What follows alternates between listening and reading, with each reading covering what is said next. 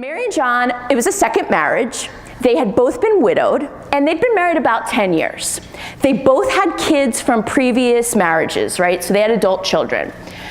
10 years, it's a really nice marriage, really nice relationship. They're happy.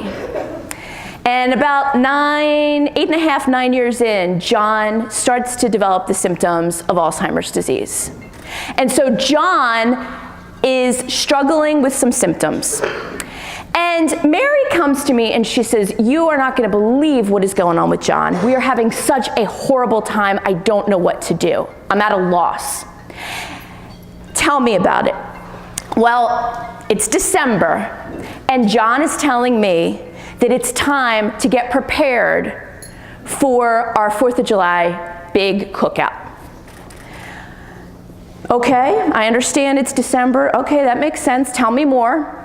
Well, John keeps talking about shopping, keeps talking about who's on the list, who's RSVP'd, who's coming. We've got to get the backyard ready.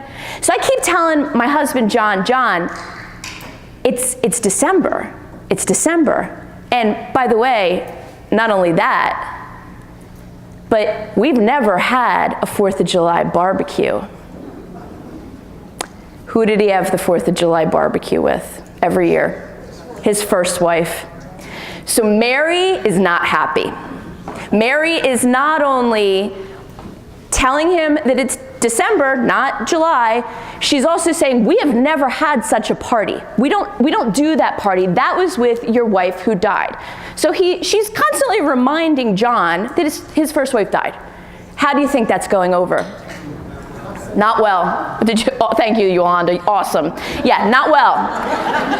Not well. She's doing what we call reality orientation or reorientation to somebody whose brain can't accept it in that moment. And she had a really hard time grasping that. So it was a constant battle with this 4th of July barbecue. And one day, she argued with him so heatedly that he started screaming at her because she kept trying to convince him there was no barbecue and that they've never had a barbecue. And it got so heated, he started screaming at her, and she thought he was going to hit her. He started to chase her with shaking fists. And she found herself in their bedroom, locked herself in their bedroom, called her daughter, not their daughter, but her daughter. And her daughter said, "You know, Mom, I've always liked John, but it's obvious that you're now the victim of domestic violence." And this is all because Mary didn't understand the disease. John did not turn from a gentleman, a lovely husband, into a domestic violence abuser. That is not what happened. What happened was Mary didn't understand the disease. And we're not blaming Mary. We're not trying to blame Mary.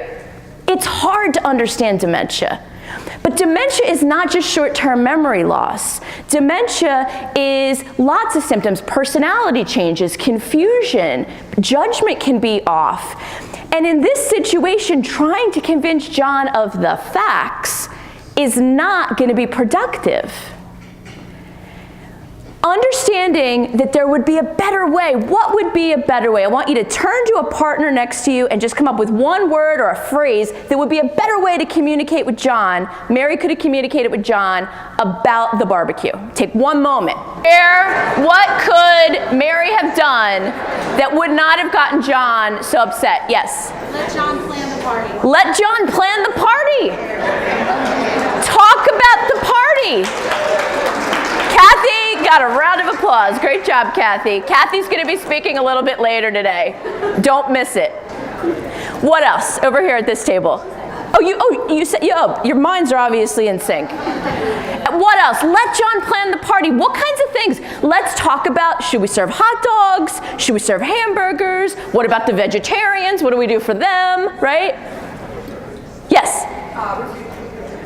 A kind of distraction. Well, let's work on that tomorrow. Let's work on that tomorrow. Right now, I need your help in the kitchen. Maybe giving him a redirection, getting him engaged in an activity that he would find interesting. Or let's go take a walk. Or let's go do some stretching exercises. So redirection. What else might have worked well? Yes? Would bringing his children involved? Maybe bringing his kids in to reminisce about the barbecues, or look at pictures of the old barbecues. Oh gosh, those barbecues were so fun. Yes? Take him to the doctor. Take him to the doctor? And get him a good Get him what? Take him to the doctor to get him checked out to see if he is experiencing Alzheimer's. Well, right, okay, but he already had Alzheimer's. Yeah, absolutely, yeah. If that's a new symptom, this young lady is absolutely right. If that's a new symptom, yes, get him to the doctor. We want to see what's going on. Does he have dementia? Is it something that is reversible, or is it something like an Alzheimer's disease? Very, very good, very true. But this gentleman absolutely had Alzheimer's. But the point is that if Mary better understood the disease, she would have reduced not just her stress, because when you reduce your stress, you're reducing the stress of your loved one. Because haven't you noticed that moods are contagious with your loved one? When you have a moment that you're tense, we see this with bathing a lot. You get yourself all tensed up. Maybe you're a son and you have to bathe dad. And that dudes struggle with this sometimes. I gotta bathe dad, I'm getting nervous, this is so awkward, this is so uncomfortable. And the mood is contagious to dad. Now dad's tense.